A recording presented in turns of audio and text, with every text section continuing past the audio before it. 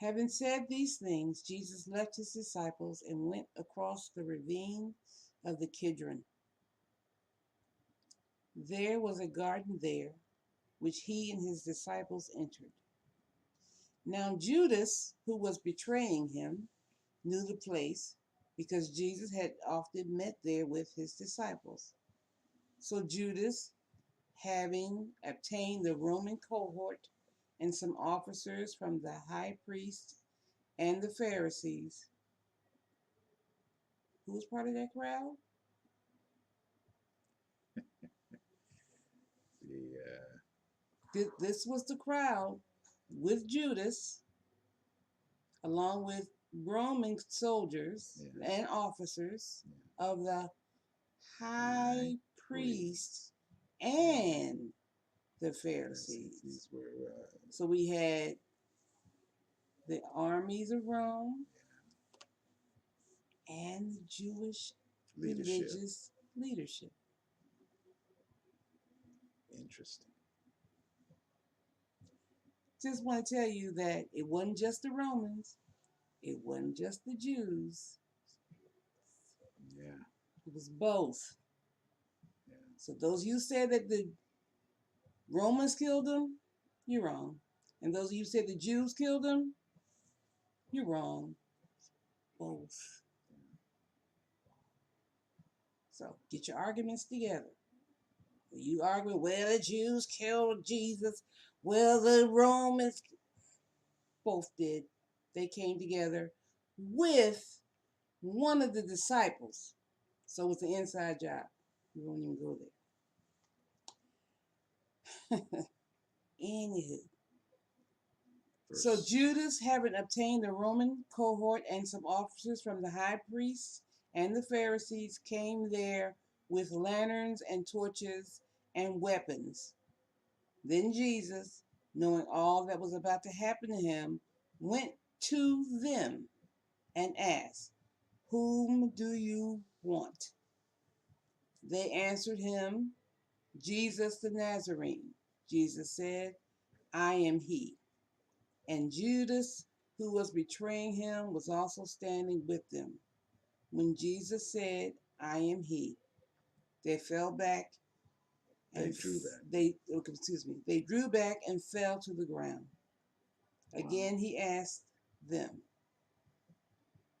"Whom do you want?" And they said, "Jesus the Nazarene." All right, we got to kind of stop right here a little bit. Now, Jesus was in game mode here. He was on mission to die at Calvary. Okay. He asked them, "Whom do you want?" They answered, "Jesus." He said, "I'm he." What did verse 6 say? When Jesus said, "I am he," they drew back and fell to the ground. All right, so Jesus gave himself into their hands. They didn't really have any power at all to get involved with Jesus. I mean, when it says here they drew back and fell to the ground, this is the equivalent of somebody taking a board and knocking everybody back. He just used words. Yeah. So he said, "I am he." Bam! They fell down to the ground. My friend, nobody took Jesus' life. He gave it willing. He knew all of the passages of scripture that were written concerning himself, and he was on mission to fulfill it for you and me. Now, go down to verse 8.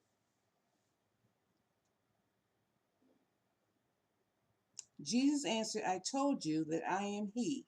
So if you want me, let these men go on their way."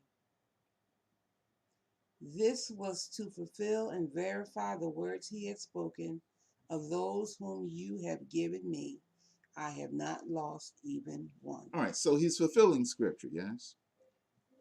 That's a passage from the old covenant there that Jesus was bent on fulfilling in obedience to him that he was submitted to, and that was God the Father. Principle number one with respect to Jesus's faith life: obey scripture. And that's what you have in Christ here. He set his face like flint to obey every passage. This was one of them down here in verse 9. Verse 10. Then Simon Peter, who had a sword, drew it and struck the high priest's servant, cutting off his right ear. The servant's name was Malchus. So Jesus said to Peter, put the sword back in its sheath. Shall I not drink the cup which my Father has given me? All right, now, how many of you had ever died for someone? Have you? Nope. Well, of course, well, I mean, we're still physically living. But, you know, Jesus had a mission to fulfill. That mission was to die. Mm-hmm. And, you know, he had to fulfill lots of passages of scripture, and he had to fulfill every single one of them as a man. It's a lot of pressure, isn't it? Well, not when you know what you're dealing with. Well, yeah, well, our Savior. Now, you do know that he was sinless. Yes? Mm-hmm. Okay. Now, he could have sinned. Otherwise, he was not a man. Right. Okay. The fact that he didn't sin meant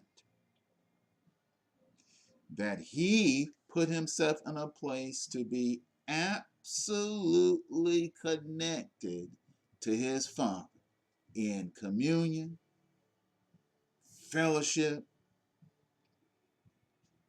oneness. And that's what it took to die on a cross. So this is Jesus' character we're talking about, and it's the character that he demands of you and I who believe in him. Who is Jesus? Jesus is the ultimate man of faith.